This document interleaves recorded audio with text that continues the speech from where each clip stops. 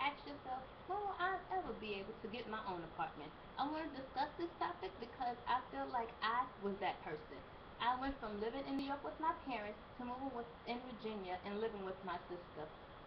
I recently moved out and have my own apartment. The determining factors for me to know if I could even afford to live on my own were my finances, the amount of time that I've been on the job, my credit score, and the location. When I first decided to move, I wrote down everything. That way I would know what I need to cut out, what I need to narrow down, and what I just can deal without. Some of the questions that I had was, how much money do I have in my account? What are the expenses that I do have that needs to stay or that can be cut down or taken out of the equation altogether?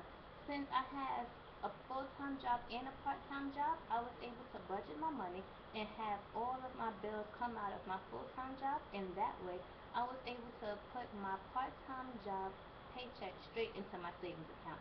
Once I had that figured out, I thought about the time that I've been on both of my jobs.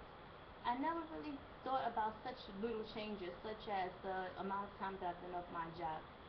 A lot of places look at that, and that's the problem that a lot of young people have, according to McNaurin. On the next thing on my list, I looked at my credit score and my credit history. I went to the bank, the credit union, and I was able to refinance my vehicle and save money that way.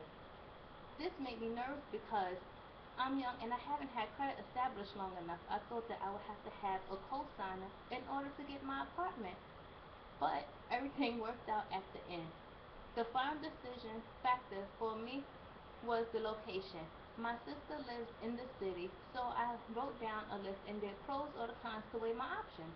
Did I want to live in the city? What was the pros of living in the city?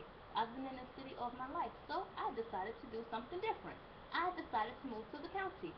I also did that decision based on the school systems. I'm currently in school to be a elementary school teacher, so I had to think about my options because I would like to teach in the county. So that was one of my decisions. Overall, I have talked to you about the deciding factors of moving, which is having a set amount saved, your credit score or history, the amount of time you've been on your job, as well as the location. So when you decide to make that life-changing decision that I've made, remember the deciding factors that helped me to decide what I was going to do. And you will be taking a step in the right direction. Good luck.